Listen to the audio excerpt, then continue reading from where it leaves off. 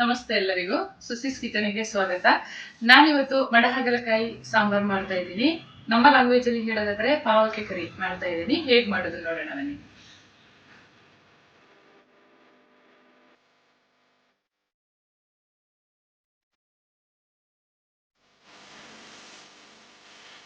ನಾನಿವತ್ತು ಮಡಹಾಗಲಕಾಯಿಯನ್ನು ಗ್ರೇವಿ ಮಾಡ್ಕೊತಾ ಇದ್ದೀನಿ. ಇದನ್ನ ಕಾಡ ಹಾಗಲಕಾಯಿ ಅಂತನೂ ಕರೀತಾರೆ. ನಮ್ಮ ಲ್ಯಾಂಗ್ವೇಜ್ ಅಲ್ಲಿ ಪಾವಕ್ಕೆ ಅಂತ ಕರಿತೀವಿ. ತುಂಬಾ ಟೇಸ್ಟ್ ಆಗಿರುತ್ತೆ ಇದು. ನಿಮಗಿದು ಗೊತ್ತೋ ಏನೋ ನನಗೆ ಗೊತ್ತಿಲ್ಲ. ಎಲ್ಲ ಮಂಗಳೂರು ಸ್ಟೋರಲ್ಲಿ ಇದು ಸಿಗುತ್ತೆ. ಇದು ತುಂಬ ಕಡೆ ಕಾಡಲ್ಲಿ ಕೂಡ ಇದು ಸಿಗುತ್ತೆ, ಅಥವಾ ತೋಟದಲ್ಲಿ ಕೂಡ ಇದು ಸಿಗುತ್ತೆ ನಮಗೆ. ನಿಮಗೆ ಗೊತ್ತಿದ್ರೆ ಕಮೆಂಟಲ್ಲಿ ತಿಳಿಸಿ ನೀವು.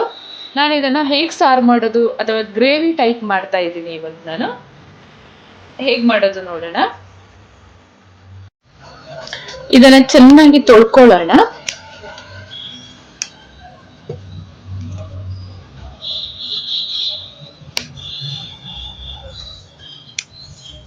ತೊಳ್ಕೊಂಡು ಇದನ್ನ ಕಟ್ ಮಾಡ್ಕೊಳ್ಳೋಣ. ಉದ್ದಕ್ಕೆ ಕಟ್ ಮಾಡಿಕೊಂಡು ಇದನ್ನ ಗ್ರೇವಿ ಮಾಡ್ಕೊಳ್ಳೋಣ. ನಾನಿವತ್ತು ಮಸಾಲೆ ರುಬ್ಬಿ ಇದನ್ನ ಗ್ರೇವಿ ಮಾಡ್ತೀನಿ. ತುಂಬಾ ಚೆನ್ನಾಗಿರುತ್ತೆ ಇದು. ನೀಟಾಗಿ ಕಟ್ ಮಾಡ್ಕೊಳ್ಳೋಣ. ಚೆನ್ನಾಗಿ ತೊಳ್ಕೊಂಡು ತಗೊಂಡು ಬಂದಿದ್ದೀನಿ ನಾನು.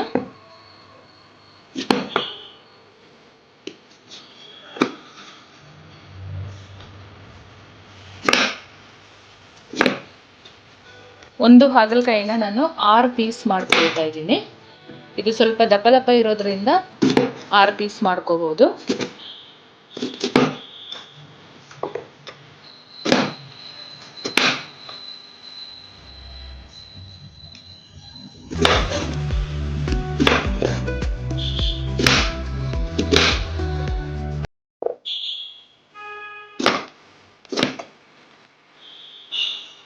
ಎಲ್ಲ ಹಾಗಲಕಾಯಿನ ಇದೇ ಥರ ಕಟ್ ಮಾಡ್ಕೊಳ್ಳೋಣ. ಎಲ್ಲ ಹಾಗಲಕಾಯಿಯನ್ನು ಈ ಥರ ಕಟ್ ಮಾಡ್ಕೊಂಡಿದ್ದೀನಿ ನಾನು, ನೋಡ್ಬೋದು. ನಾನು ಇಲ್ಲಿ ಮಸಾಲೆ ರುಬ್ಕೊಳ್ಳಲು ಒಂದು ಮಿಕ್ಸಿ ಜಾರನ್ನು ತಗೊಂಡಿದ್ದೀನಿ. ನಾನು ಅರ್ಧ ತೆಂಗಿನಕಾಯಿಯನ್ನು ಈ ಥರ ಕಟ್ ಮಾಡಿ ಇಟ್ಕೊಂಡಿದ್ದೀನಿ. ಅದನ್ನು ಸೇರಿಸ್ಕೊಳ್ತಾ ಇದ್ದೀನಿ.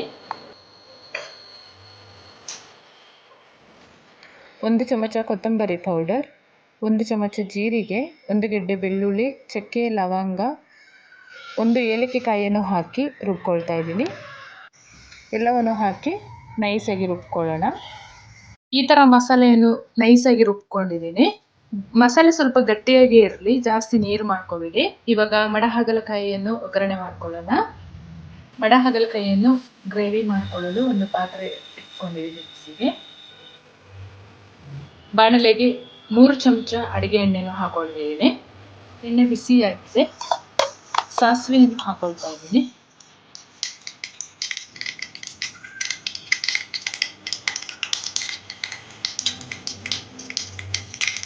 ಒಂದು ಪಲಾವ್ ಎಲೆ, ಒಂದು ಅರ್ಧ ಇಂಚು ಚಕ್ಕೆ, 2 ಲವಂಗವನ್ನು ಹಾಕೊಳ್ತಾ ಇದ್ದೀನಿ.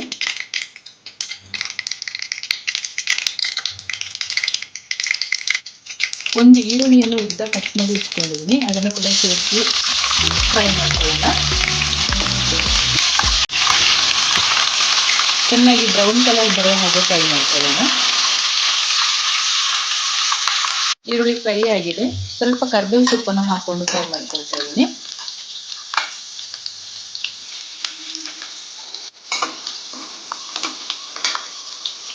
ಎರಡು ಟೊಮೆಟೊನ ಕಟ್ ಮಾಡಿ ಇಟ್ಕೊಂಡಿದ್ದೀನಿ. ಅದನ್ನು ಕೂಡ ಸೇರಿಸಿ ನೀಟಾಗಿ ಫ್ರೈ ಮಾಡ್ಕೊಳ್ತಾ ಇದ್ದೀನಿ.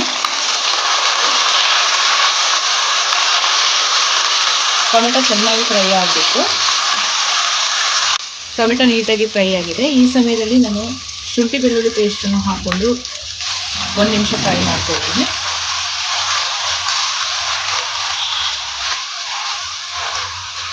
ಶುಂಠಿ ಬೆಳ್ಳುಳ್ಳಿ ಪೇಸ್ಟ್ ಹಸಿ ವಾಸನೆ ಹೋಗೋವರೆಗೂ ಫ್ರೈ ಮಾಡ್ಕೊಳ್ಳೋಣ. ಶುಂಠಿ ಬೆಳ್ಳುಳ್ಳಿ ಪೇಸ್ಟ್, ಟೊಮೆಟೊ ಎಲ್ಲ ಚೆನ್ನಾಗಿ ಫ್ರೈ ಆಗಿದೆ. ಈಗ ರುಬ್ಬಿಟ್ಕೊಂಡ ಮಸಾಲೆಯನ್ನು ಹಾಕೊಳ್ತಾ ಇದ್ದೀನಿ. ನೀಟಾಗಿ ಫ್ರೈ ಮಾಡ್ಕೊಳ್ಳೋಣ.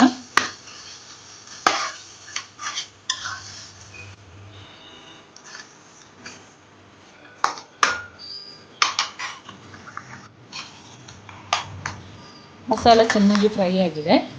ಈಗ ನಾನು ಸ್ವಲ್ಪ ಕಲ್ಲುಪ್ಪನ್ನು ಹಾಕೊಳ್ತಾ ಇದ್ದೀನಿ, ರುಚಿಗೆ ತಕ್ಕಷ್ಟು. ಅರಿಶಿಣ ಪೌಡ್ರನ್ನು ಹಾಕೊಳ್ತಾ ಇದ್ದೀನಿ.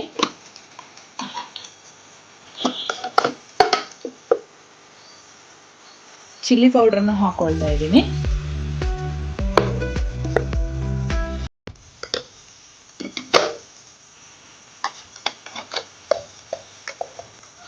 ಸ್ವಲ್ಪ ಗರಂ ಮಸಾಲೆ ಪೌಡ್ರನ್ನು ಹಾಕೊಳ್ತಾ ಇದ್ದೀನಿ.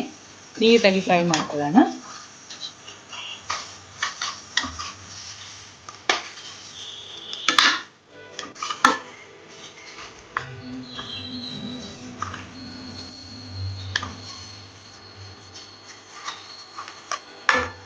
ಸ್ವಲ್ಪ ಮಧ್ಯಮ ಉರಿಯಲ್ಲಿ ಇಟ್ಕೊಂಡು ಮಸಾಲೆನ ಫ್ರೈ ಮಾಡ್ಕೊಳ್ಳಿ. ಹೈ ಫ್ಲೇಮಲ್ಲಿ ಇಟ್ಕೊಂಡ್ರೆ ಬೇಗ ತಳ ಹಿಡಿಯೋ ಚಾನ್ಸಸ್ ಇರುತ್ತೆ. ಮಸಾಲೆ ನೀಟಾಗಿ ಫ್ರೈ ಆಗಿದೆ.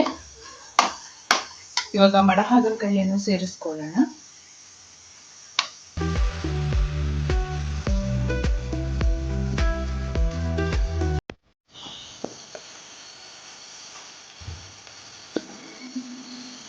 ನೀಟಾಗಿ ಒಮ್ಮೆ ಮಿಕ್ಸ್ ಮಾಡಿಕೊಂಡು ಸ್ವಲ್ಪ ನೀರು ಹಾಕೊಳ್ಳೋಣ. ಸ್ವಲ್ಪ ನೀರು ಸಾಕು, ಇದು ಬೇಗ ಬೆಂದೋಗುತ್ತೆ. ಇದು ನೀಟಾಗಿ ಒಮ್ಮೆ ಮಿಕ್ಸ್ ಮಾಡಿಕೊಂಡು ಮುಚ್ಚಳ ಮುಚ್ಚಿ ಬೇಯಿಸ್ಕೊಳ್ಳೋಣ.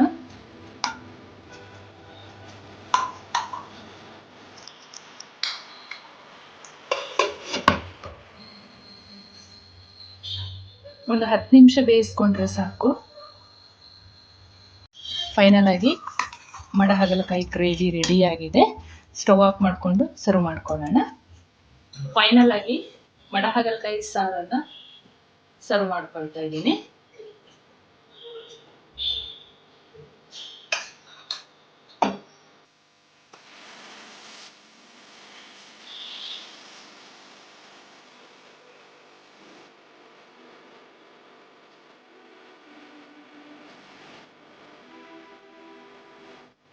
ಫೈನಲ್ ಆಗಿ ಮಡಹಾಗಲಕಾಯಿ ಗ್ರೇವಿ ತಿನ್ನಲು ರೆಡಿ ಇದೆ.